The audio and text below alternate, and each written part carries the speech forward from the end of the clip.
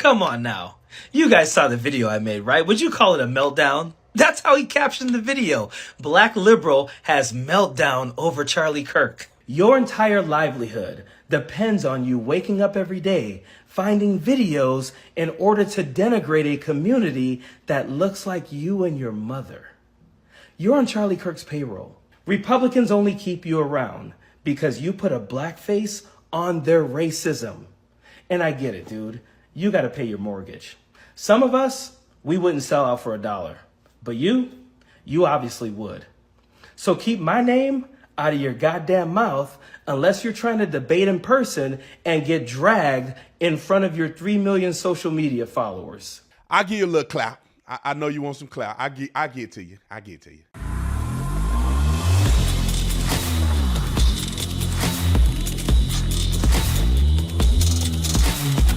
This video is brought to you by Tatum Store. Brought to you by Tatum Store. Get the merch link in the description section. All of our done stuff is coming out soon. And if you want it, make sure you put in Team Trump 2024. Get 20% off the entire store. Like, subscribe to the channel. Hit the bell so you get notification. Anytime I go live, make a video, make sure you still subscribe to this channel. Like this video. Comment on this video. Share this video. Let's get into this. Ladies and gentlemen, I made a video about Charlie Kirk and this brother that made commentary that I thought was counterproductive and I thought was, contradictory to what the real message that Charlie Kirk was trying to say when it comes to the United Airlines and their DEI foolery that they're doing. Literally saying that we're going to hire 50% of our pilots are going to be black or women when the pilots that are getting licenses, 80% white and 70% men.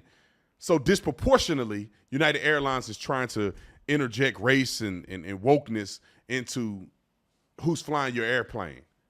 And all Charlie Kirk was simply saying was that they have created a situation where now you have to question, is the person that's piloting the plane, are they an affirmative action hire or they're qualified, which is two different things. Did they have a better person or they needed a quota? When before, if United would just say we hire the best and they decided to pick 50% black, nobody would even think of questioning. But the gentleman that I made the video about decided to make a video about me, and so I'm going to give him a little clout. He got too many videos out right now. I can't keep up with what he's trying to say. I may need to make to the end to make a collage. But I want you guys to hear what an irrational person says when they don't have a legitimate argument. They start pointing the finger at who paying who money, and they have no idea how I make money. If I never did a single event or anything with Turning Point USA, I don't even think I would bat an eye. It's not a tremendous source of my income whatsoever. I mean, I could do all that for free and it wouldn't make a difference with the company I've been able to establish. But anyway, I want to play this clip because I need to hit him over the head a couple more times. I guess the first time didn't work. Roll the clip. And I was watching it and I thought it was just a clip of Charlie Kirk, and then it was another black guy, very articulate, smart black guy that looked well put together. Even though the man looked like he's incredibly successful. He looks fit, he's articulate. Okay, first of all, I think Tatum has a crush on me. Dude, how many times are you going to call me articulate, smart, well put together, and fit? My wife doesn't even compliment me like that. But now you're bringing up some family issues, brother. I can't even just keep it real. I'm making a fair evaluation, which I probably was wrong about, but I made a fair evaluation. And because your wife don't see you that way, they ain't got nothing to do with me, my man. And his wife is white, by the way. I feel bad. Listen, they got a beautiful family. I saw his thing. I don't have to, just because I don't like what he said don't mean I can be delusional about what I see. He got a beautiful family. Look like great kids, look like a successful guy. I just feel bad for his wife to a certain degree because I feel like it has to be a lot of pressure when you're marrying a man, probably because you just love him. But in his mind, he thinking about race. In his mind, he got an excuse for black people all the time. And I would argue in her mind, she probably ain't thinking twice about it. I guarantee you it bothers her sometimes that he says stuff that he says and he's so hyper-racial and acting as if black people are victims and he's doing very well and his kids are going to probably do well if the family raised him right. I would get sick of hearing it. Like, bro, everything can't be racially motivated. And the dude, literally his whole TikTok is just bashing Republicans. I thought he was doing coaching stuff and he just made one commentary. All he do is bash Republicans. Okay. Let's move on. This dude has the nerve to call me disingenuous when his entire livelihood depends on him simping for the Republican Party and Charlie Kirk. My entire livelihood is me simping for the Republican Party. If like, why do people make inferences with no academic knowledge whatsoever about anything that they're saying? He has no idea how I make money. He has no idea. I think even at some point in the video, he says that I'm on the payroll of, I'm not on a payroll. I partner with Turning Point USA and other organizations, and I don't have to simp for anybody. I believe in conservative values. So it's kind of like our values actually align. That's the reason why I do things with Republicans. And the thing is that I'm not always favorable with Republicans either. I talk trash about a lot of them. I call them rhinos and talk super trash. I don't even speak at Republican events. I haven't spoken at CPAC since 2018. You know, I wonder why. But anyway. And I was watching it, and I thought it was just a clip of Charlie Kirk, and then it was another black guy, very articulate, smart black. He looks fit. He's articulate. Dude, disingenuous? Come on. You couldn't be objective if you wanted to be. This is a hobby for me. If this goes away tomorrow, I have a career. But for you, your entire livelihood depends on you waking up every day, finding videos in order to denigrate a community that looks like you and your mother. Why they get so sensitive over this? My whole platform, the biggest, most viral videos that I made are about social issues. Many of them are about politics. And many of the politicians that I trash are Democrat white politicians. It's like these people get so enraged with what I say that they got to make up weird stuff. Like, denigrating black people is my platform. I didn't start a nonprofit organization with another black woman, which is a tremendously successful Blexit nonprofit organization, as if I didn't run several organizations, one of which we went to the White House, I don't know how many times, for black conservatives, where 400 of us went to the White House and we were treated like kings when Donald Trump was in office. Name a time that Joe Biden have black conservatives come to the White House. It'll never happen. And all the other stuff that we do, you know, but anyway. It's funny they jump to that. You're on Charlie Kirk's payroll. I'm on Charlie Kirk's payroll. Here's you at his propaganda right-wing speaking event, TPUSA. I'm on Charlie Kirk's payroll, but then here's me at a propaganda. It says, "Call Me American" was the tour. How is it propaganda for me to have a speech where I'm saying, "Call me an American," meaning that we're speaking about unity. We're not speaking about division like these people do. Well, I'm not operating and looking at people based on a race and the color of their skin and all this old crazy stuff. Call me an American. We're all together in this thing. That's the speech context that I speak at these university events when I went on tour. But people like him, if you don't deviate or differentiate with race and all that, somehow you're a problem. I don't believe in that stuff. I'm no different than my white brother and sister. We all are brothers and sisters in Christ, if you ask me. We all made in his image the same. It's not like God made white people and didn't make black people, or black people didn't make white people. I don't live like that. Charlie Kirk don't live like that. The organization doesn't live like that. We believe in unity. Now, we may differ in opinions, but we don't believe in all that racial stuff. He signs your checks. So, of course. Actually, the Office of Tatum LLC signs my checks, and I'm the CEO. Nobody signs checks but me. My organization signs checks. I partner with other people. I sign all the checks.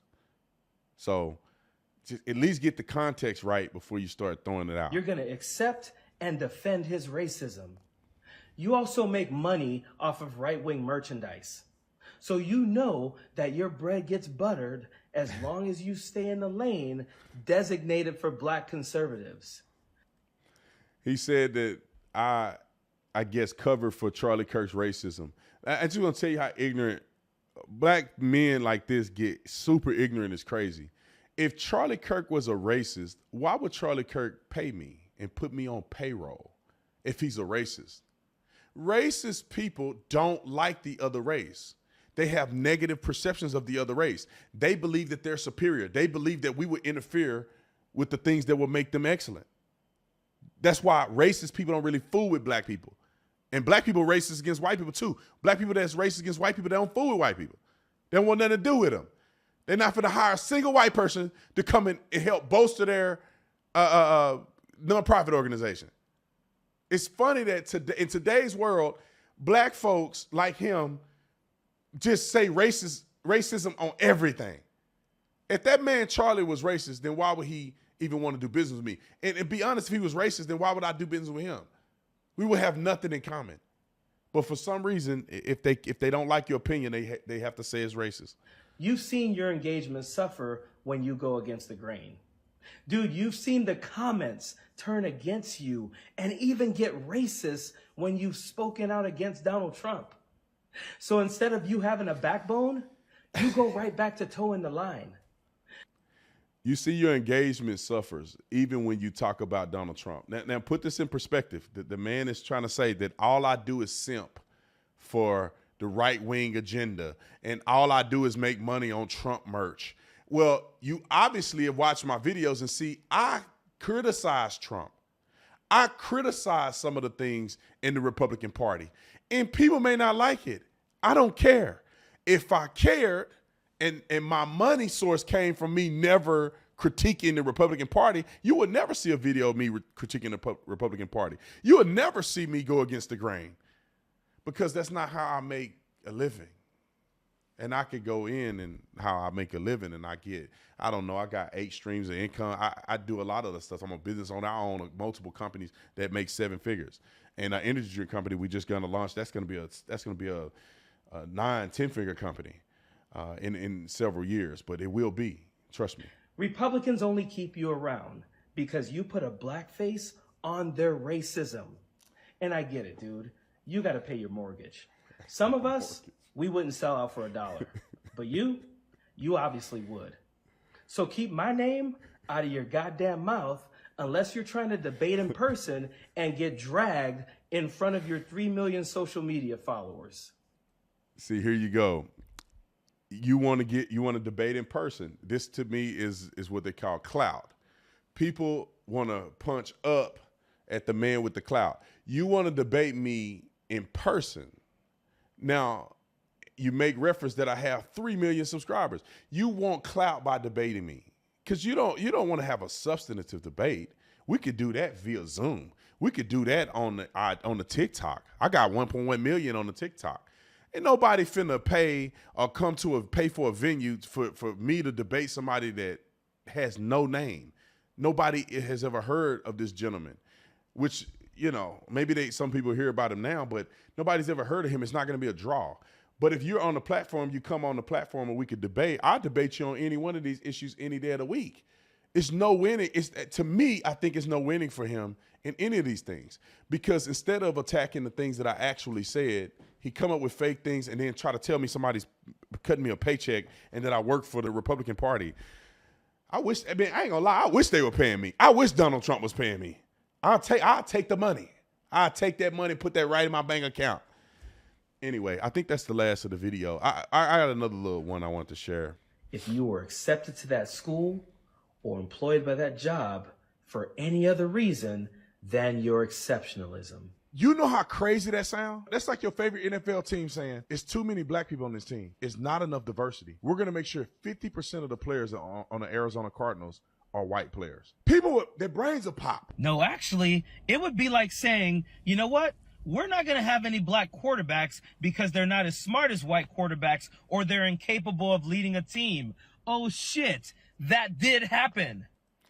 This guy, I don't get his perspective here, because when I was growing up, black quarterbacks, it wasn't, as a coach was saying, I don't think black people are smart. I just don't understand how men like this operate. If you're a GM of a team and a black quarterback can take you to a Super Bowl, I just can't fathom a white man saying, you know what? It's because he's black. I don't want to go to the Super Bowl. Look at the history of all these black quarterbacks that have been highly successful over the years. Warren Moon, Donovan McNabb. I mean, we can go back before Warren Moon. There's plenty of black quarterbacks that played. The difference is the model of the NFL is not conducive at the time, historically, for mobile quarterbacks, because that's why they have an offensive line. That's why the guy who's the greatest quarterback in NFL history wasn't a mobile quarterback. NFL is designed for the quarterback to be in the pocket. They hire people to tote the pill at the running back position because they don't want the quarterback running and getting hurt. Many of these quarterbacks that are ultra mobile quarterbacks, they always get hurt. Go think back. When was the last time a mobile quarterback won a Super Bowl?